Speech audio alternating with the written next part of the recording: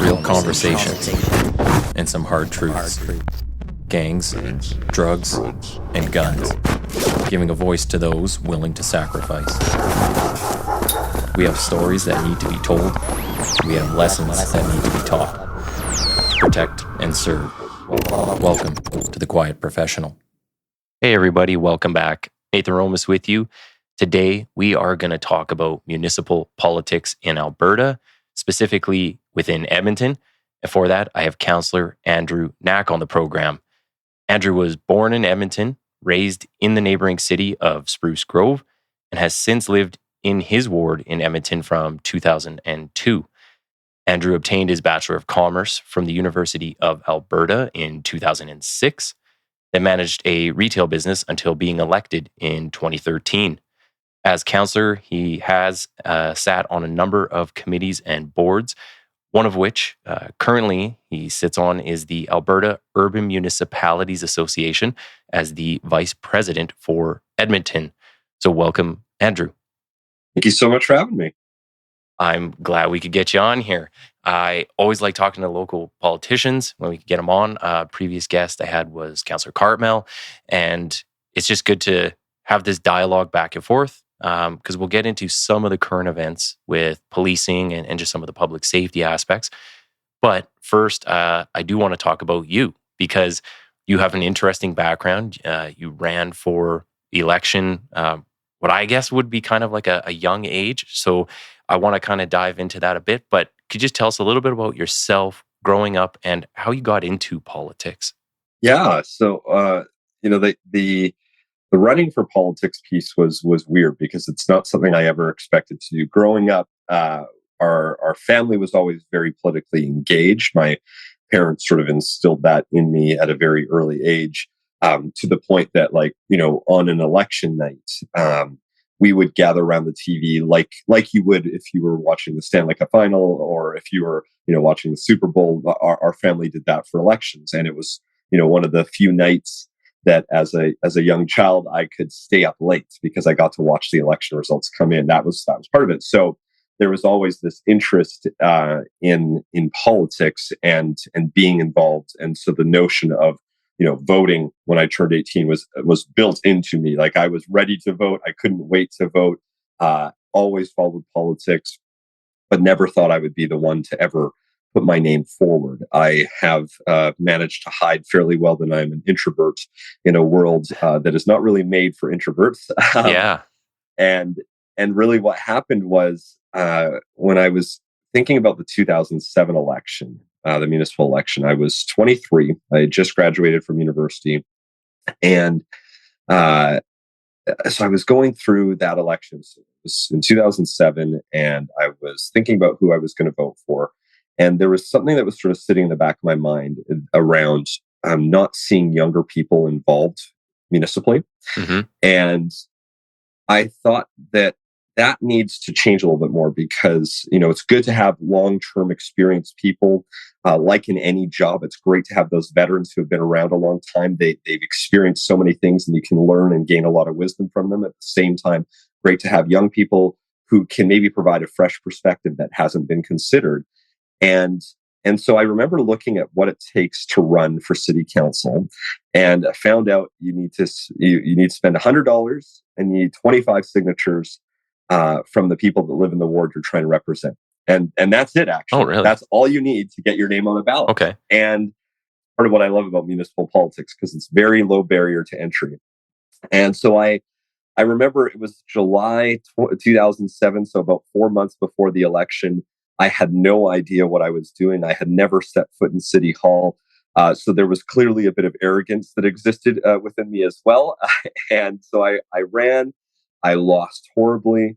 But through that experience, that notion of public service really, drilled into me. I growing up, I didn't do a lot of volunteering. I went to school, I went to university, I went to work, and I would go home and play video games. That's sort of my my life. And the experience of door knocking, the experience of meeting people at their homes, understanding what they care about, seeing how municipal issues can impact somebody's life, I woke up the next morning after that 2007 election, even after losing as horribly as I did, and I just realized that public service is something I needed to be more invested in, Mm. whether that meant running again as an elected representative or serving in some role. That became more of my focus, and so ultimately decided to try it again in 2010. Didn't lose quite as horribly. And then gave it one more try in 2013. I actually quit my job 4 months before the election. I sort of went all in 2013. I'm like, this is the one. I think I know what I need to do, but I quit my job. I had enough money to get me through to about a month and a half after the election. So if I didn't get elected, I would need to get a job within a month and a half in order to be able to pay my mortgage. But was fortunate to get on, and that notion of public service is ultimately what kept me going, and it really sparked after that 2007 election. What do you think you'd be doing if you didn't get elected? So you come out of school and you're in management, and you say you're an introvert. Yeah. So I'm guessing sales is not kind of in your forte. So would you kind of stick on like a management path within a company or something? It's funny, even though I'm an introvert, sales was actually a really strong suit of me. It's Yeah. just I'm good at local engagement, like one-on-one, small community engagements. I hate the one thing I hate about this job is like the galas, the fancy events where you got to like dress up in the suit and tie and go schmooze with a bunch of people. That's never been my specialty. But like you put me into a community meeting with 20 people, I love that. That's great. But I thought about that a lot. If I didn't get elected, where I probably see myself actually now is, you mentioned business is my background. Marketing was what I specialized in. Management was sort of my minor. But I actually think I would be working for Edmonton Public Library because Okay. Edmonton Public Library is I think one of the most important gems we have in the city of Edmonton. I think it's one of the things that makes Edmonton one of the best cities to be. We have, and this isn't just boosterism talking about saying, oh, we have probably one of the best library systems in the world.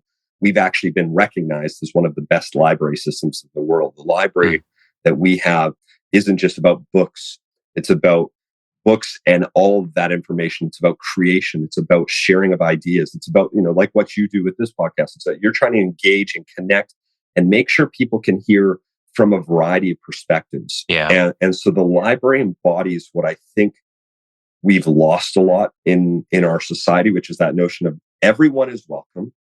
There is information from across the spectrum. You can learn it all. You can challenge yourself. You can talk to others. They put on events where they challenge you to consider different perspectives. You can go in and create. You can go in and just be. And it's something that I think we take for granted because we have such a great system in Edmonton. But I actually think if everyone had a library system like Edmonton across this world, we would have a much different environment because our library system encourages learning in the best of ways. And so I would want to be a part of that in some way, whatever that looked like. That's what I think I'd be doing if I wasn't doing this. Okay, very cool. Are most other libraries just the books and they're not doing any programming? Is that kind of what you're seeing? Libraries are evolving, and you certainly see more and more now leaning into those things and doing more programs and creating more opportunities. But I think EPL was so far ahead of the curve that it's fun to watch the evolution of other libraries, and so you're seeing that more and more. But it is tough if you're in a smaller municipality. The library is still primarily books, movies, music, a little bit of programming. Not in the same way you see in the larger urban centers where libraries typically have a little bit better of a budget that allows them to expand into new areas, into new ways of thinking. I mean, EPL does a speaker series, and typically they bring in 4 or 5 speakers a year from, again, across the spectrum to engage with folks, to let people know, to challenge your way. And so that's what EPL has been really masterful at. And so it's cool to see, and I can't wait to see how more libraries continue to evolve because of what APL is doing. And then I think you're going to see some evolve in a way that we haven't done. And then how can we learn from them and incorporate that back into what we do? Okay. I want to go back just a little bit on the politics part of it. And when you were talking about when you first got into this, you came out and you mentioned kind of the word arrogance. But one thing I want to ask is, when you see people getting in at a young age and maybe they lack some of the practical experience of working in the world, paying taxes, owning a home, like all these different things. Um, do you think is there something to kind of be said for maybe they should wait? Like, is there a target age? We could say I don't even know if I could say target age because like there's some people at 18 that have crazy life experiences, but it's more the theory versus the practical side. So we see this in policing where, they're asking for people who have degrees. It's like, well, that's nice and it teaches you different ways to think about stuff, maybe be a little more critical when you're looking at something. But if you don't have like the hard skills, some of the gift of the gab, you lack some, I'll say, street experience in life, some of the grit, you know, and I think you could get that in politics too, or develop it for it. But where do you see kind of the balance in that? Like, can someone be a career politician and be effective if they don't know what the person at the ground level is experiencing? So I just kind of wanted to get your take on that. It's a great question, and I do really think the answer is it depends. I think there are people who have been in politics for a very long time that I think forget to get themselves into the community as Hmm. often as they should. You can start to reach a point, and it's something I try to remind myself every day because if you're not actively thinking about it, even I've been doing this now almost 11 years. Um, and you have to remind yourself that you don't have all the answers. Yes, you've been there for a while, you've learned some things, you have that experience. But if you find yourself closing yourself off to different ways of thinking, that's where I think we get trapped a bit. And so it really, for me as an example, how I try to avoid that, that we're on our, as we're recording this, we've just started our summer recess. And what I do is, my first day of summer recess, I was out knocking on doors. Hmm. We don't have an election coming up soon. It's just, this is what I do. I try to door knock at least twice a month. I try to door knock a lot during the summer recess. The day after going out door knocking, I was out at seniors' residences across the ward, engaging groups of about 20 to 30 seniors, talking about what's going on in the city, getting their wisdom and experience. And so, what you need to do if you're somebody who's been in politics for a long time is constantly remind yourself that you don't have all the answers. There are other people with different life experience. You need to get out and hear that. You need to get out and understand that. Because if you're not doing that and you start thinking you know it all, Hmm. that's where I think you get trapped. There are people, you've heard politicians who have said, I alone can fix this, right? I mean, gosh, like let's look no further than the US right at this very moment. So you've Yeah. got candidates. And I mean, I'm not trying to compare candidates in the sense of to me, and you've had all sorts of people on your show, but like to me, it's still a clear choice. I'm not going to pick a convicted felon over somebody who's clearly needs to also not be running again. But the fact that we're in this place where you've got one who is the cult of personality, who truly and has said, I alone can fix this. I'm the only one that can fix this. You have to that demands complete and utter loyalty. Mm. And yet, with Joe Biden, what we've just seen is that we've seen somebody who clearly was invested in public service, really cared about that, but is also sort of leaning into this, like, well, I'm the only one that can beat the other guy. Yeah. When you start getting into that thinking of, I alone can do this, no matter where you are, that's where I think the career politician starts to fail because they are the ones that, for some reason, think in a world of millions and billions of people that you're the only one that can do that. Come on, Yeah. there's a million people literally that can do my job. So what are you doing to try to make sure you're engaging others? So I don't think you should have to me, that's the beauty of municipal politics. You don't need to be a certain age. You don't have to have a certain experience.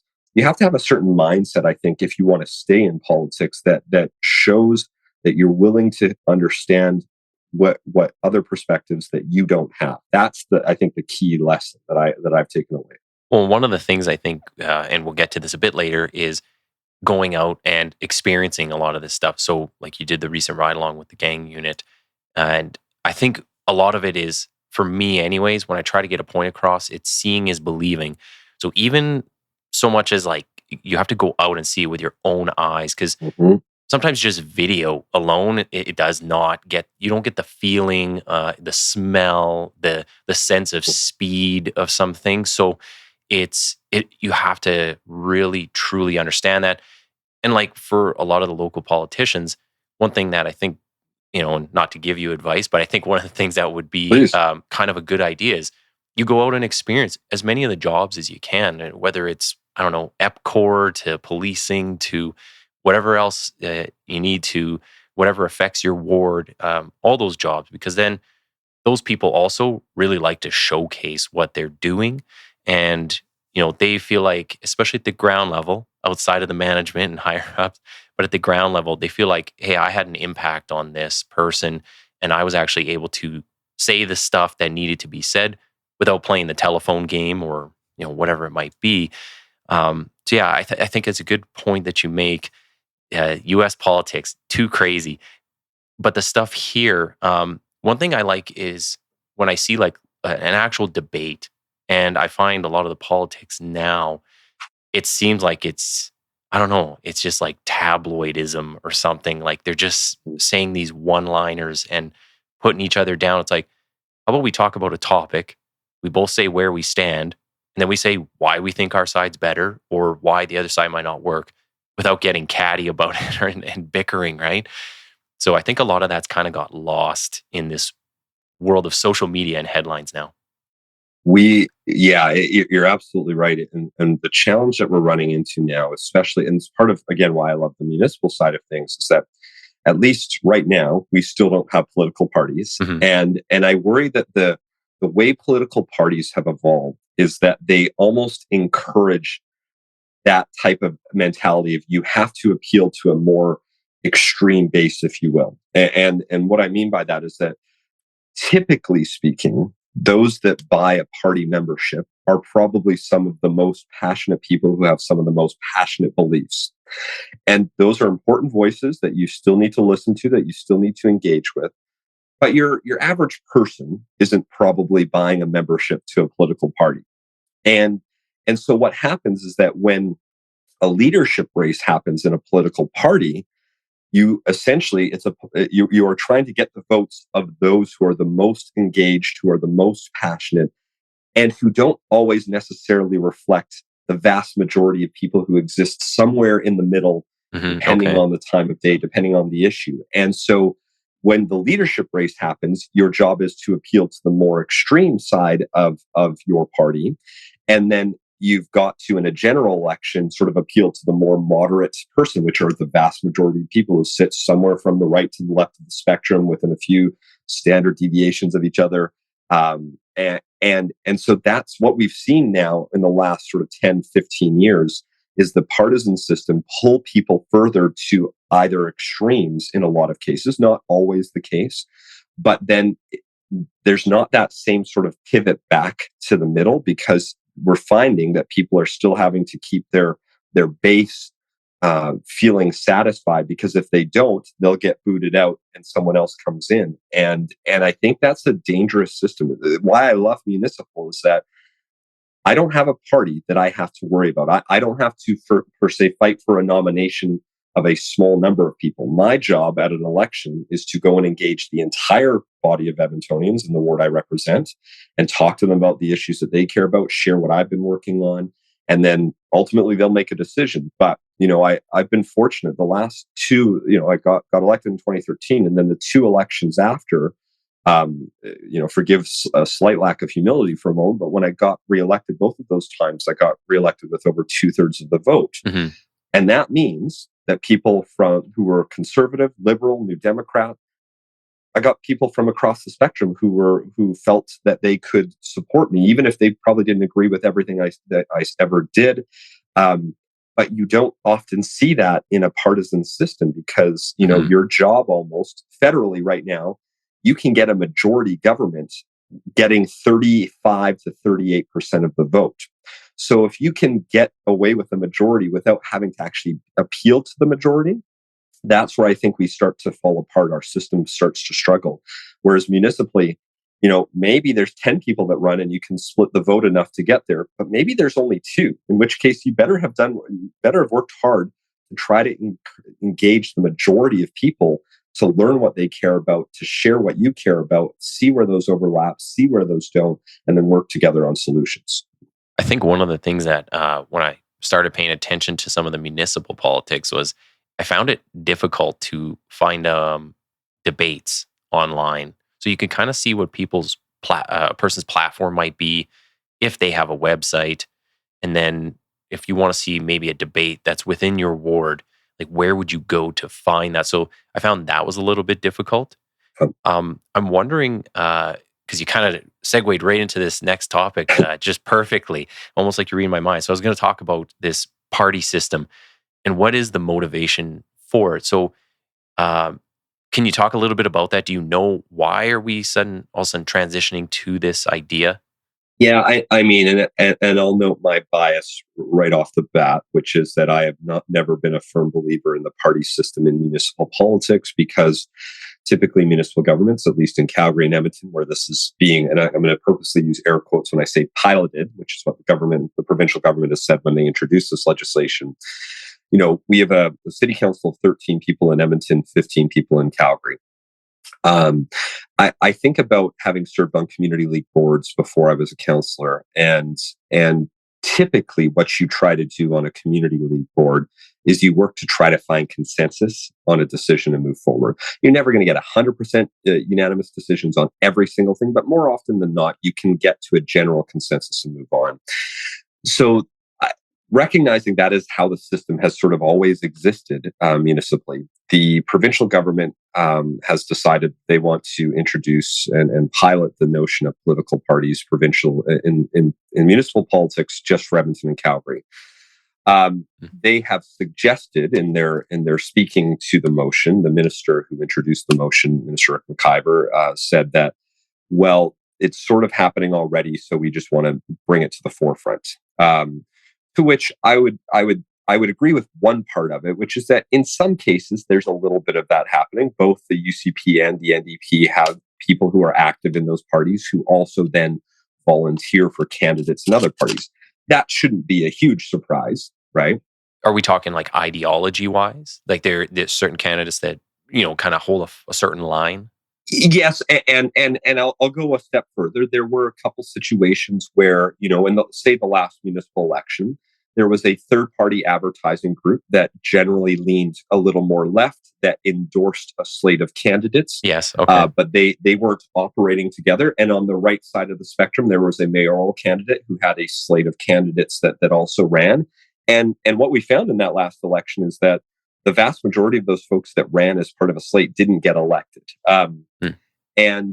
And so the idea that we need to formalize this is what concerns me. Somebody today can run as a party, can run as a slate. That has never not been allowed in our municipal elections. What hasn't been allowed is that if you're looking to run as a part of a party in a municipal election under the previous rules, not the new rules that are going to come into effect in 2025, you were not allowed to share, volunteers between candidates. You were not allowed to share fundraising dollars. And the reason for that is that way every candidate was had a level playing field. Meaning if I wanted to run as an independent, I was not at a disadvantage, even if there was a group of people who were running as a slate, because they couldn't share resources among one another. Now, what we're going to see is that independent candidates are almost going to be discouraged because of the way the structure is going to be set up. So my biggest worry goes back to in fact, a survey done. You mentioned that I sit as the rep on Alberta municipalities. We did a survey through Janet Brown, who is one of the best pollsters in Alberta.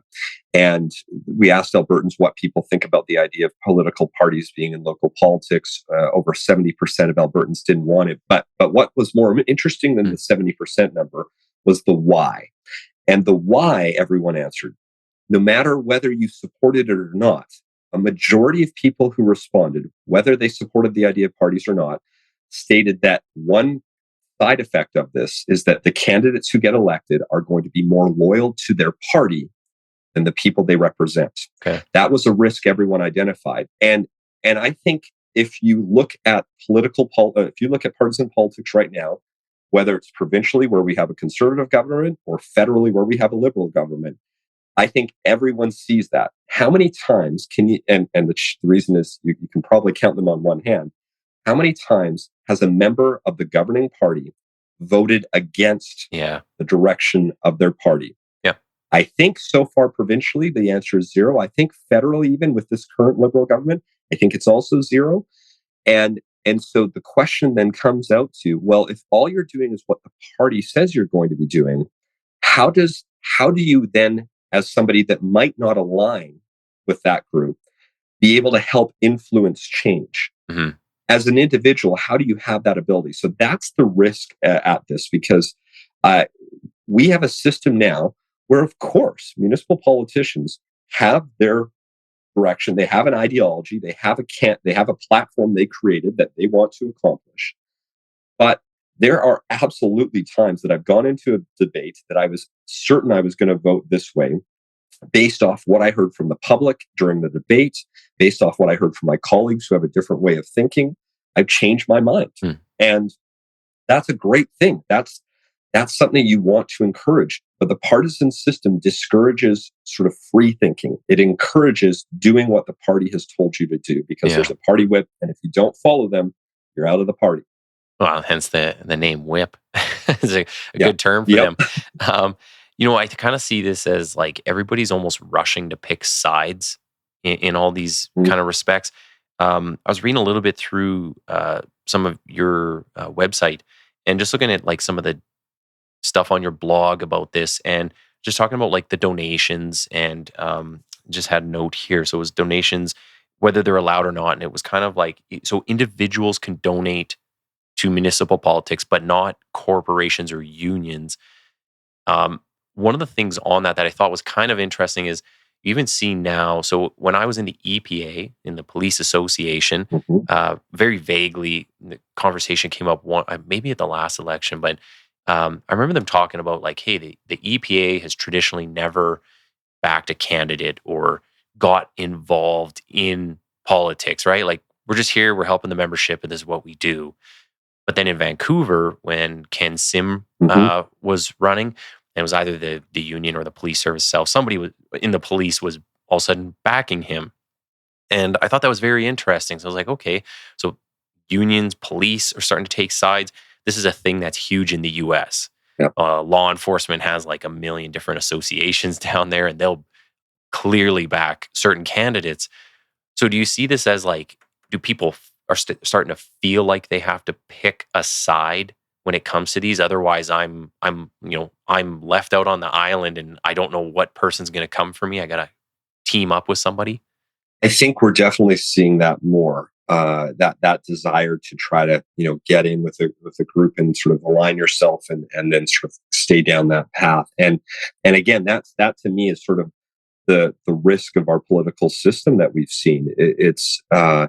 It's really evolving into this. You have to be on one side or the other. Now, I get in certain cases there are what I would consider very legitimate reasons for that. If you've got a candidate who is essentially, I'm not going to pick specific names, but there are examples of elections in other parts of the world where candidates are running essentially on a platform to like completely dismantle how democracy works. And I think in that is the case where probably a lot of people are saying, well, I still care about the democratic process. I'm gonna align with a bunch of other folks and stand strong.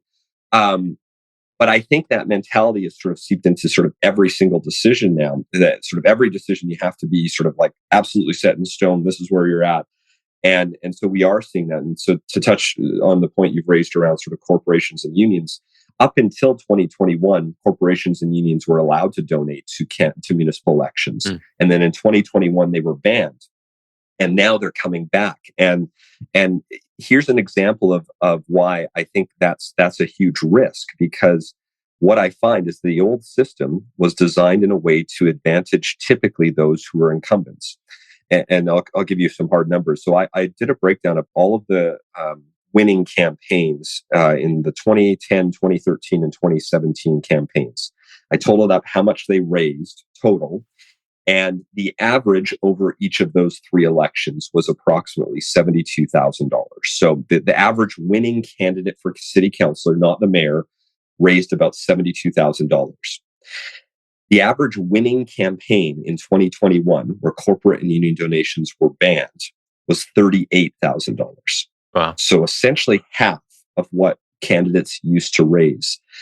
So that to me felt like it was a bit of a return of power to the people, because no longer did corporations and unions have quite as much sway in an election.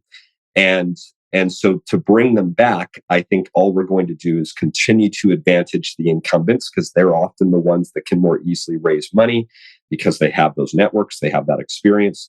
And so you're reintroducing that. Like, I have no problem with people who run corporations and people who are part of unions being involved. You can volunteer, you can donate individually, you can do all of the things that anyone else can do. And I don't even have a problem with, fine, if a bunch of unions do want to endorse candidates, that is the choice of those unions and the membership if they've gone through a due diligence exercise. Similarly, I guess if a corporation, albeit a little bit of a different thing because it's not necessarily member driven, really wanted to endorse a candidate, they can endorse that. There's nothing stopping them from that. But to give them that weight of the money piece, which I think can influence things a lot, that's the risk that we have reintroducing this. And again, it's an example of, even in the province's own survey, when they were engaging Albertans about what changes they would want to see, Albertans said loud and clear, we don't want this in our politics, and yet it's still being brought back. And that to me is a concern, because nobody was asking for this. And if there were concerns around transparency, which is what the government said there was, there's other ways to fix it, such as requiring everyone to disclose who is donated before the election. That's still not a requirement. And that's so frustrating. I've been doing it proactively since 2010.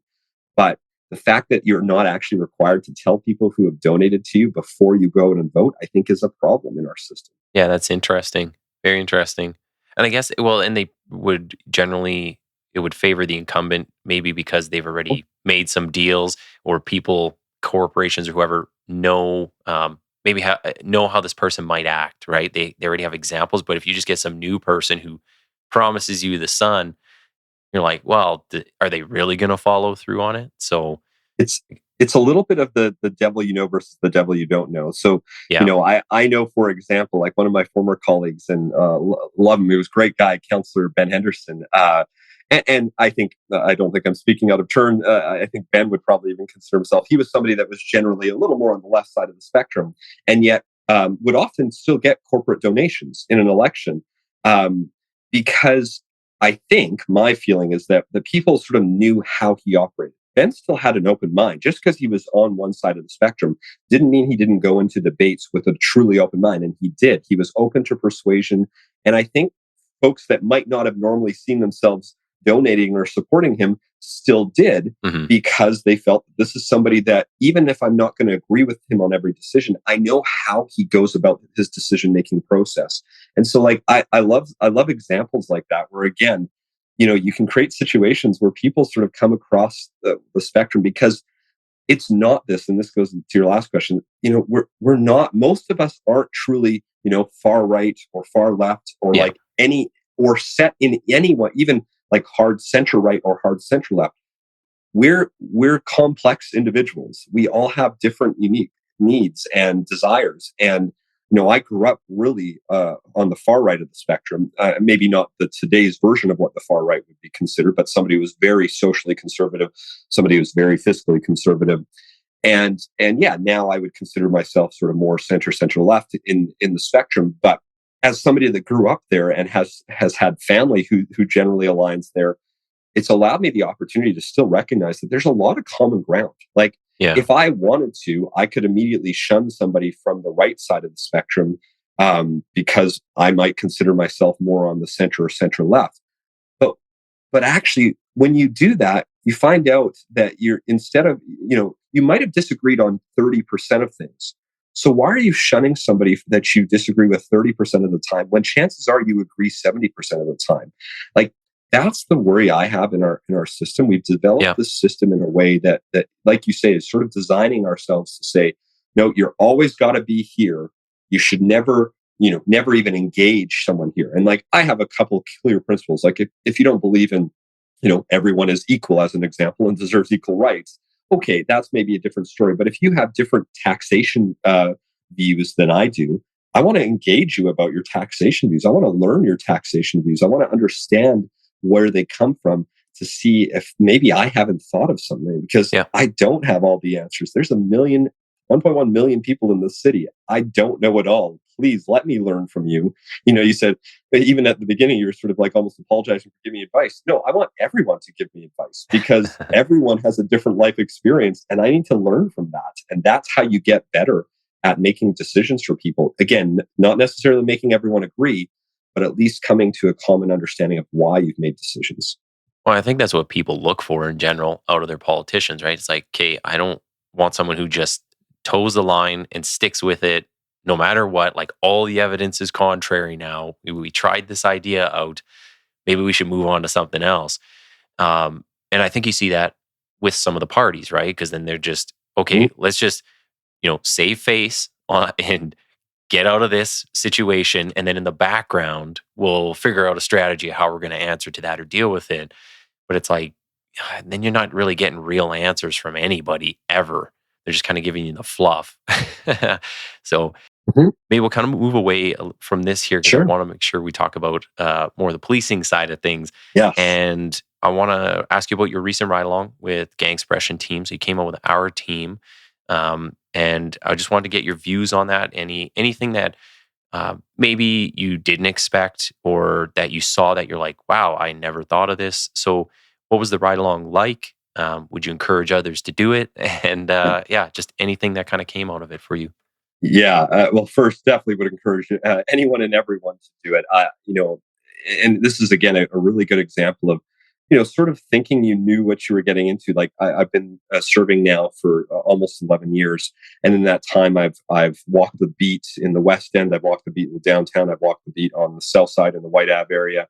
I've gone through a ride along with one of the watch commanders. I've been on Air One. So like I've done a lot of those experiences already. And so I was like, okay, I have a general idea of what I'm about to get into. But interestingly enough, I would say the Gang Suppression Unit is so unique and outstanding that it gave me an even greater appreciation, and I did learn things. I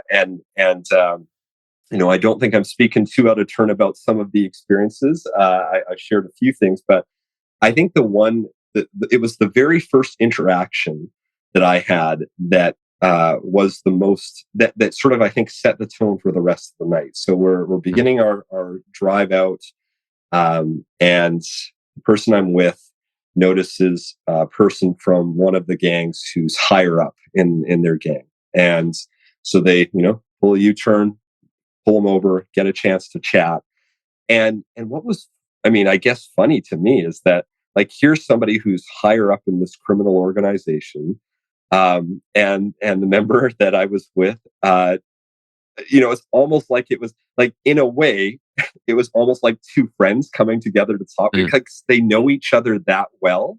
Yeah, that it was almost like a friendly interaction, and that was really surprising to me. But I actually love the fact that EPS has this team, because what I understand is I think Calgary has it in some of BC, but most of the rest of the country doesn't have a team like this. And I thought it was a great way to just sort of, you're establishing a relationship. They know that you're there. They know that you're always sort of watching. And this is clearly someone who's done a lot of bad things in their time. And I think even just being able to establish a one-on-one conversation, because what I heard afterwards, we talked a little bit about that interaction, and I was sort of expressing my surprise of sort of how almost, friendly it was. Yeah. And they were mentioning to me how what it's different when, they have to go into a club or a bar where you've got 20 or 30 members of the same gang in that space. And they act very differently to police officers than they do when they're one-on-one, especially members of your team. And it's fascinating because, but through that experience, I would imagine what that means is that person who is well known in this organization knows that EPS knows who they are. They know that they can spot them like that, a snap of a finger, because this is a team that has established themselves, that knows the ins and outs, and is there to try to make sure they're holding, being protective of the city and of the residents of Edmonton. And so I was just so fascinated to see how the interactions took place from this team.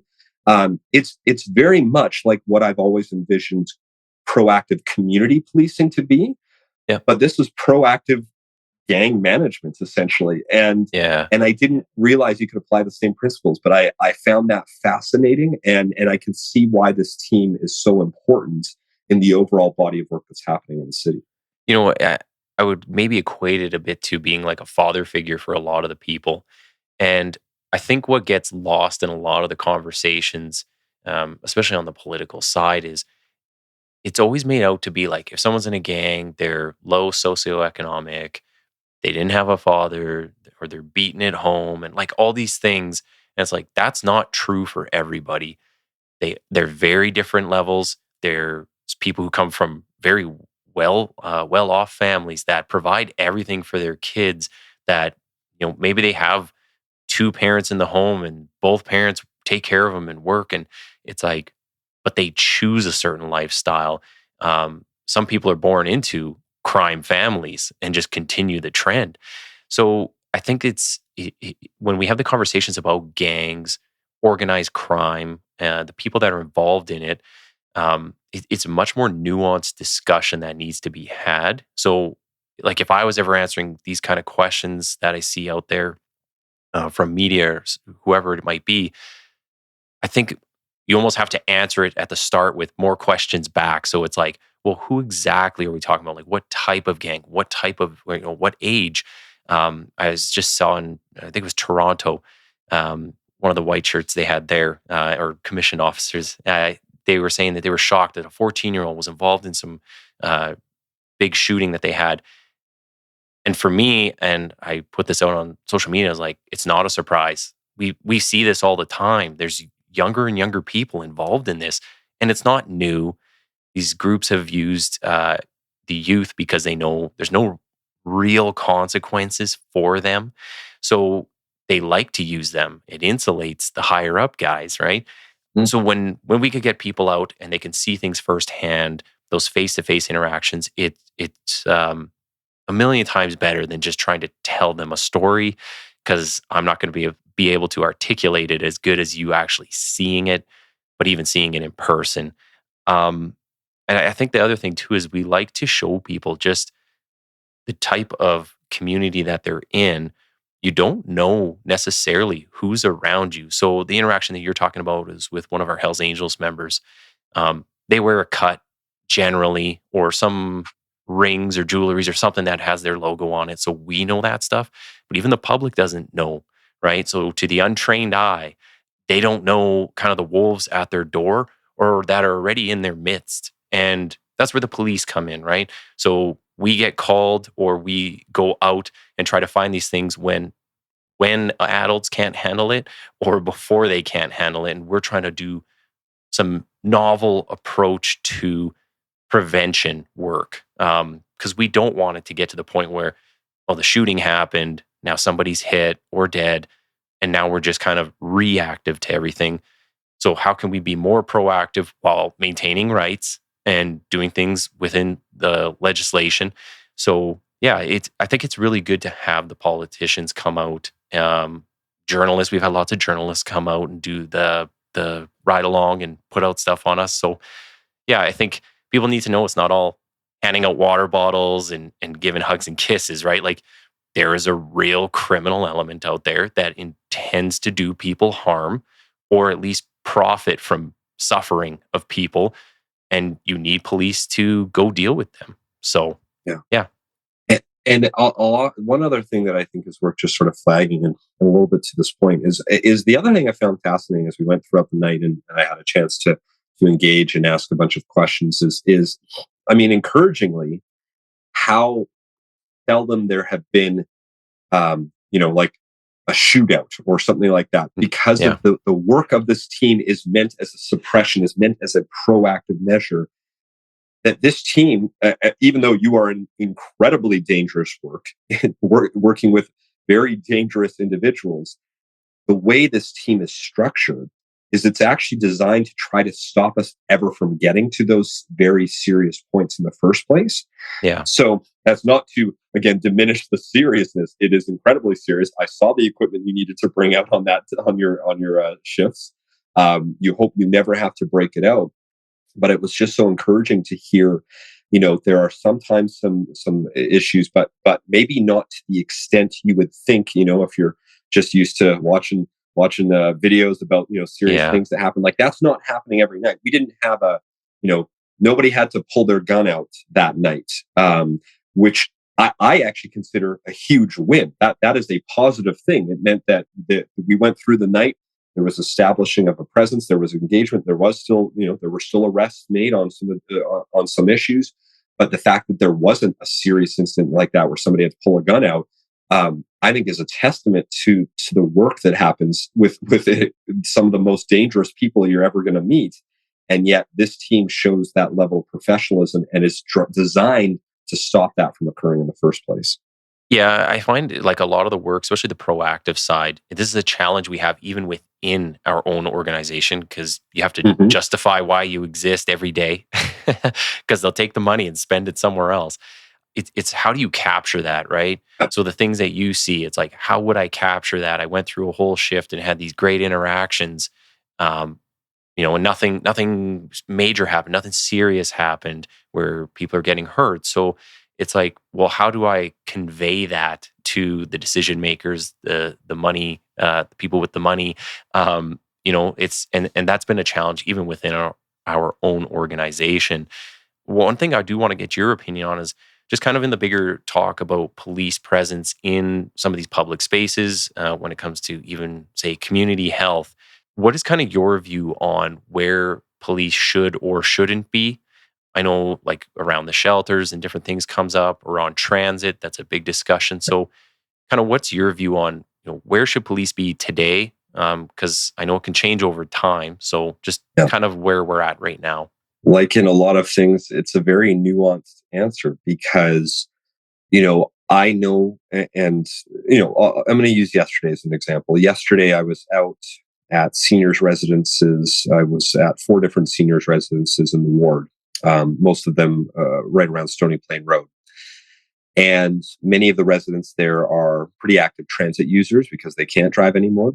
And so transit safety was sort of one of the biggest conversation topics of people not feeling safe. I had one senior in particular who she hasn't used transit for about 8 to 12 months because the last experience she had, they didn't pull a knife like right in front of her face, but they sort of waved around a knife. And for somebody who's maybe older, who's maybe a little less mobile, you could tell that was a very traumatic experience for her. Yeah. And so she's uneasy about using transit. And so for her, the notion of having, because, EPS, it has a dedicated team that is now working on transit. That team is going to be doubled by the end of the year. She found that very reassuring. She actually really liked the idea of having that established visible presence, folks that are going to be riding the buses, riding the LRTs in the station. So for her, she sees that as something that brings her great value and helps with her safety and her perception of safety. And yet, yes, there are other people who haven't had those good experiences with police, right? I recognize that the person I am, I've never had a negative interaction with police, and that probably shouldn't come as a shock. I grew up in a pretty good household, in a good home, good parents. So, my interactions with police have always been that of one of friendliness, have been one of positivity. And yet, back to this point of how do you learn all of the perspectives? Because I have engaged people who are maybe newer to Canada, whose experience with police are very different. And they view police almost more as a threat because some police in some other parts of the world are not maybe at the same moral standard as what you might have here. And so there are some people who view that presence in a transit station as almost a little more threatening. They view it as something that's concerning to them and actually might make them feel less likely to use it. I do think, in the world of engagement that I've done, There are more people who prefer to see that presence than not, but that doesn't mean we just simply discount that perspective from somebody who's had a very different life experience. We have to figure out a way to engage those folks and talk about how policing is different here, and some of the and not shy away from the fact that it's not perfect either, right? Like, Yeah. I mean, it's not like every single person is absolutely perfect. It's not like the governance structure is absolutely perfect. It is still an imperfect system, like every structure that we have. So let's not shy away from that. Let's not shy away from the real experiences of those who feel very differently about what police is. And at the same time, let's acknowledge that there are those who feel very positively when they have that. And that's a complex situation to navigate, because if you're always been someone that feels negatively, it's hard for you to look at somebody who says, I feel positively about this, and even begin to understand why that's the case. Likewise, those who feel positively feel very confused why anyone would feel like, well, why wouldn't you want police here? Like they are good. And they can't comprehend that somebody have and there are people who have had very negative experiences that are real experiences that deserve our empathy and our understanding and action in certain cases. So it's, and I appreciate this sounds a little bit about like both sides, but it is a situation where there are two very different life experiences that people can have and have very different interpretations about what somebody in a uniform can be, just like they can do that with politicians, like, but maybe not to the same extent. On that point, though, I just to kind of jump in, I think you make a good point that it's not so black and white. It is gray, and there needs to be some tolerance for differences of opinion and different points of view, right? So if we were to just say it's black or it's white, and we're going to do this or we're not going to do this, like sometimes we're going to start leaving people out that do have those different experiences. On that, I always think, though, I'm like, I certainly don't think the abolishment of police in a certain area is ever the answer, because if people have a bad experience, okay, maybe we don't have the right police officer in that area. So maybe we need somebody that can relate more. And it's like, all I'm doing today is just wearing a uniform, but I've been through all the situations you've been through, and we'll look to turn that around. The other argument, so obviously we're a country of immigrants, and we have people who come here from wherever it might be that police are corrupt. They do all kinds of abusive things with their power. Like, I wonder sometimes with that argument, if someone's coming to Canada, they generally must see it as a good place. Things are run where there's standards, there's accountability, there's due process. So, like, I would think if I was moving from here to whatever other country, I'm not going to pick a country that's corrupt and where I would expect, half the government services to abuse me. So I just kind of wonder, like, on that, is it the most, I'll say, valid way to look at things? I think we have to teach people, maybe have a cop at that immigration hearing process or whatever it's called, and say, like, hey, we're the police and we stand up for the Charter of Rights and we enforce against people the laws of the land, because it's a land of law and order. You have to follow those. If you don't, I think the other thing too, and sorry, I'll let you speak here. When people say like Charter of Rights, freedom of speech and freedom of mobility, there are limiting factors, limiting principles to those, but people think it's just, oh, I came here or I'm here and born and raised. But we get that all the time. People, I can say whatever I want. Well, not really. Like, there are limits, because when you do something here, you might be infringing on someone's rights over on this other side of things. So there's a lot of nuance to it, a lot of gray. So yeah, sorry, I'll give you the floor there. No, it's and I hear what you're saying. I think why, and I get your point about, like, hey, if you're moving from a different country and trying to escape some of that, like, how do you sort of react in that new space? And I think the challenge that we run into, and actually, I think we can even talk about it very locally with some people who are Indigenous, is that when you have a lifetime of experiences that are telling you one thing, it is very hard to just suddenly flip a switch and get to a different perspective, right? So let's take folks who are Indigenous, who you know, legally were allowed to be taken away from their homes using police, Mhm. the RCMP at the time, and taken to a place where their culture was in some cases beaten out of them, right, and stripped from them. And there are many of those folks who are still alive today whose experience from childhood for was that. And so I can very much understand why somebody who was essentially taken away from their family, from law enforcement in a country that this was entirely legal per Yeah. se. Yeah. um, it's hard for somebody who might have come from that experience to then ever feel like they could trust somebody again like that, because I mean, I don't know your background, but I'm guessing neither of us can ever begin to imagine what that would have felt like and what that would be. But I can sure believe in my heart of hearts that if I had ever gone through an experience like that, would I ever be able to get to a point where I could fully trust somebody again? Yeah. And that's both police and politicians, because it was both parties that were involved in situations like that. So That was one thing I was going to bring up is, the police are often like, we're the eyes and ears, and I guess to an extent, the hands of the judicial body and of the government. The brain, whoever's the brain of it, is making the policy. So we are just implementing the policy. So it's like, well, if you go right back to the root of where that came from, right? We're then talking about the government, right? The federal government and whatever other levels implemented policies that made that, our reality as it is today. So yeah, no, but I think it's a good point. Um, just as we're coming up to the end of our time, I want to get one last opinion on something that's come up here recently is Leduc. If you can talk about their decision to ship homeless people into Edmonton, and they're saying it's going to be like, what is it, 20 or 30 people? But yeah.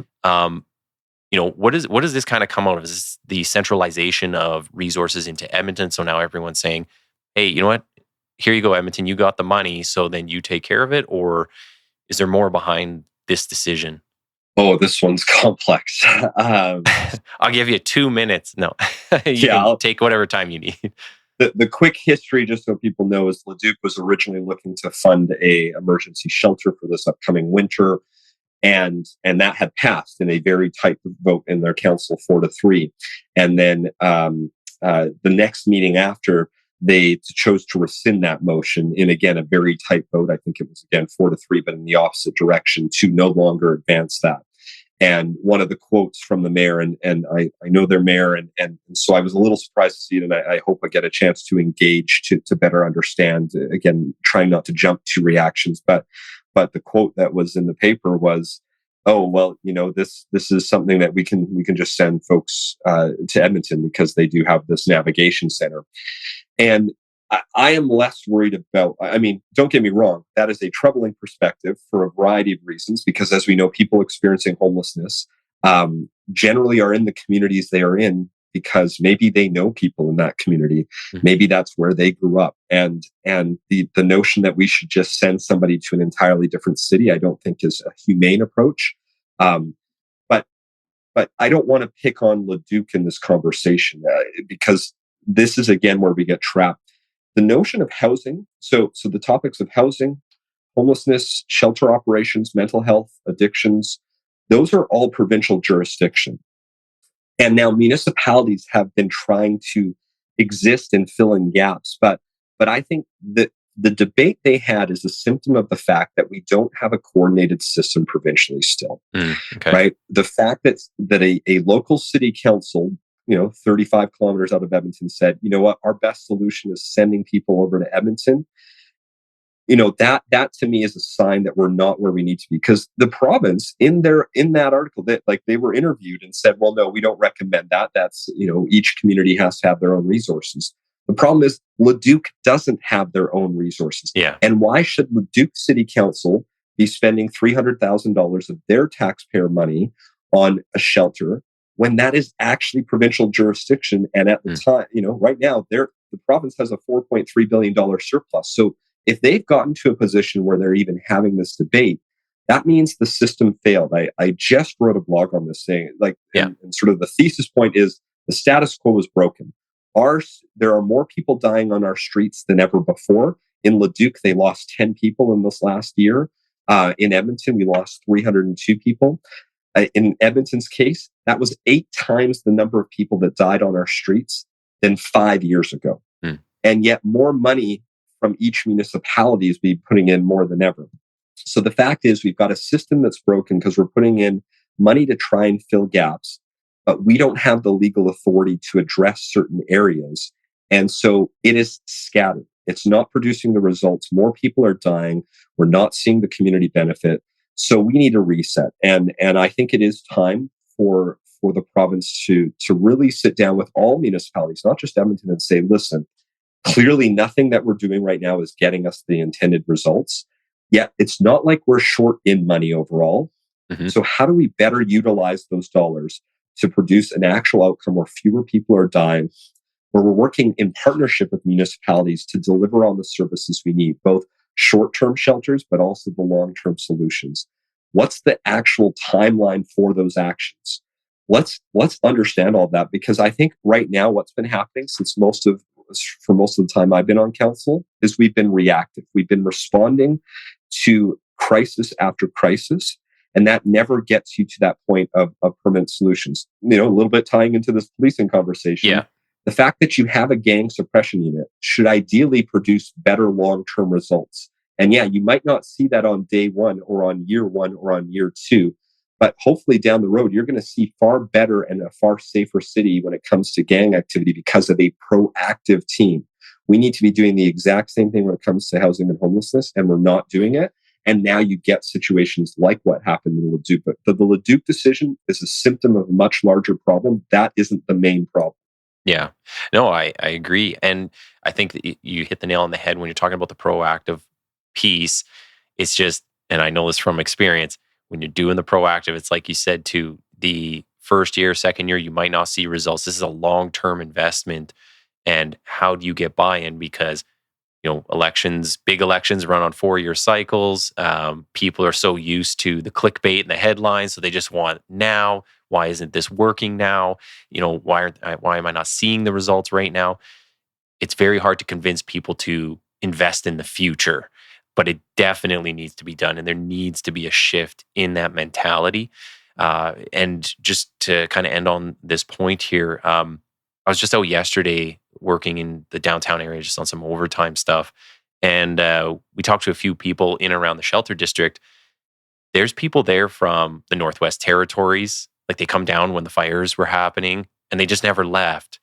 There's, in the last couple overtime shifts I've worked in downtown, I've run into people that are like super, they have like a very thick accent, like a Spanish or Portuguese accent. I'm like, where are you from? Like, how did you end up in Edmonton of all places? One of the guys was from El Salvador. He said he came up here as labor, was doing a job, hurt his back, and he's basically just never left. So I was like, so your work visa's expired, but different conversation. But so we have people from as far as El Salvador and who knows where else that are using the services here in Edmonton. So just to kind of like give people a bigger, broader picture of just what's being dealt with here, because we have a lot of people from the territories that came down. We service, as Edmonton, we service like the north half of the province.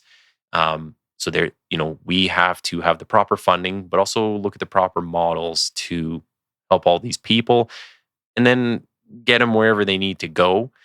The proactive side, I think what it does is it generates a lot of, I'll say, complaints about infringing on people's rights because maybe they didn't ask for something, but you're like, well, this is kind of the medicine for it. So this is what we're trying to do. So, sorry, I don't know if you had one last thing you wanted to say there. No, okay. I think that was a good start. Yeah, I appreciate that. So just kind of to wrap this up, I want to know, is there any projects, any news, anything kind of coming down the pipeline that you'd like to tell us about? And then tell us, where can people find your work and follow you? Yeah, I think there's always stuff going on at City Hall. We meet quite regularly. It's I mentioned while at the time we were discussing this, we're on summer recess, but our summer recess and winter recess are typically 4 weeks. So, where provincial and federal governments meet, maybe half the year, we meet probably about 85% of the year. So there's always something going on at City Hall. Yeah. So I think the message I leave people with is, be involved. Local government is the order of government that has the most direct impact on your life, and yet it's always the one that has the lowest voter turnout. And I know that it can feel hard to try to get into that and figure out where to get started. Sometimes it's as simple as putting on a council meeting. We live stream on YouTube. You can watch them all on YouTube. Maybe put it on a little 2 times speed and start to get a flavor of what we're like here instead of watching a whole 8-hour meeting.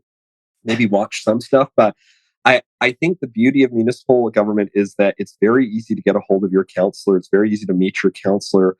So, if you are in this city or you are in whatever city you're listening to this and you want to get involved, sometimes it's as simple as just sending out an email and saying, hey, I want to meet. Or, in the case of you and I, you came out to a community meeting we hosted and say, hey, you want to come out with the team? And we just did it. Like, we figured out a way. And that's sort of the beauty of it. So what I would say is, folks, just get involved, be listening, learning, feel free to share feedback. And then for me specifically, you can find me pretty much on every single social media platform. If you search my name, you can find me. I'm pretty much active on every single one of them. I'm one of the, I don't know if you would consider myself ridiculous people, that generally I'm the one that manages my social media. So I get to see and respond to all of the comments. That's dangerous. But we do it respectfully. We set some ground rules about how we want to behave and how we act towards one another. And we have some really good communities where we have some really great conversations. Awesome stuff. I'll put up the links in the episode description to all your social media and the website so people can check that out. I would encourage people to get involved, especially at the municipal level. I think the sooner people can be involved, the youth, the better, because they need to start learning, and this is stuff that's going to impact your life. So remind everybody to share, like, and comment. Quiet Professional and Councillor Knack, thank you for coming on today, and we'll look to get you on in the future. I appreciate it. Thanks so much for hosting this conversation.